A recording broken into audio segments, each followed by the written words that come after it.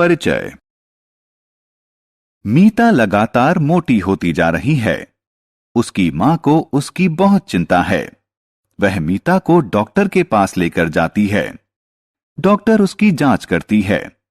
वे मीता को burger, pizza और समोसे जैसे जंक फूड को न खाने के लिए कहती है और उसे सलाह देती है कि वह एक ऐसा संतुलित भोजन खाना शुरू करे जिसमें प्रोटीन, विटामिन और खनिज हों। इस पाठ में आप अलग अलग प्रकार के आहारों और उनके महत्व के बारे में जानेंगे।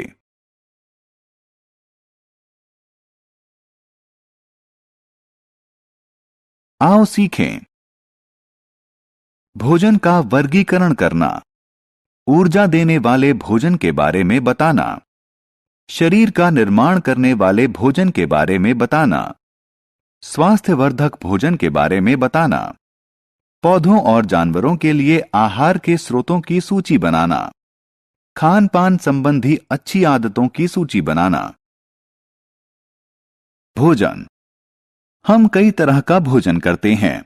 भोजन में कई पोषक तत्व होते हैं, जैसे कि कार्बोहाइड्रेट, फैट यानी वसा, प्रोटीन, विटामिन और मिनरल यानी खनिज। इंसान के शरीर को 3 तरह का भोजन चाहिए।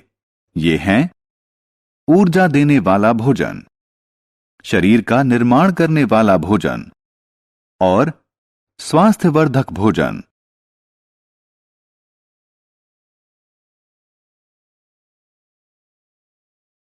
ऊर्जा देने वाला भोजन।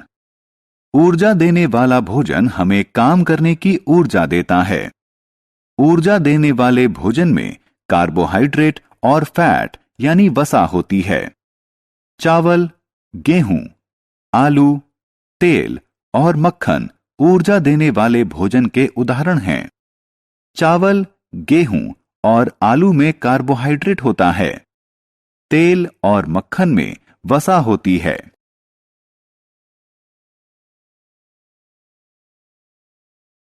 शरीर का निर्माण करने वाला भोजन। मानव शरीर को बढ़ने के लिए प्रोटीन वाली खुराक की जरूरत होती है। जिस भोजन में प्रोटीन ज्यादा होता है उसे शरीर का निर्माण करने वाला भोजन कहा जाता है। इंसान के शरीर को बढ़ने के लिए प्रोटीन की जरूरत होती है। दूध, अंडे, मांस, पनीर और चना शरीर के निर्माण करने वाले भोजन के उदाहरण हैं। स्वास्थ्यवर्धक भोजन। खाने की जिन चीजों में विटामिन और खनिजों की मात्रा अधिक होती है वे हमें बीमारियों से बचाते हैं। इसीलिए इन्हें स्वास्थ्यवर्धक भोजन कहा जाता है। पालक और पत्ता गोभी जैसी हरी पत्तेदार सब्जियों, गाजरों और फलों में ढेर से विटामिन और खनिज होते हैं। सब्जियां। हमें अपना भोजन पौधों से मिलता है। पौधों के विभिन्न हिस्सों को सब्जियों के तौर पर खाया जाता है। हम किसी पौधे के विभिन्न हिस्सों को सब्जियों के तौर पर खाते हैं। पौधों के विभिन्न हिस्सों में जड़ें, तना, पत्तियां और बीज शामिल हैं। गाजर, चुकंदर और मूली जड़ें होती हैं। आलू, प्याज और लहसुन तने होते हैं। पालक और बंद गोभी पत्तियां होती हैं। मटर और बीन्स बीज होते हैं। पौधों के लिए आहार। आइए अब जानें कि पौधों को अपना भोजन कहां से मिलता है। पौधे अपना भोजन सूरज की रोशनी की मदद से बनाते हैं। पौधे मिट्टी से पानी लेकर अपनी पत्तियों में अपना भोजन तैयार करते हैं।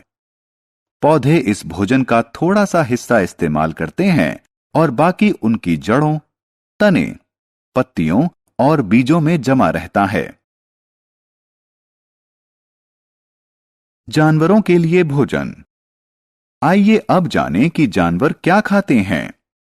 कुछ जानवर घास, पत्तियां और पौधे खाते हैं। इन्हें शाकाहारी कहा जाता है। शाकाहारी जानवरों में गाय और हिरण जैसे जीव शामिल हैं। कुछ जानवर दूसरे जानवरों को खाते हैं। उन्हें मांसाहारी कहा जाता है।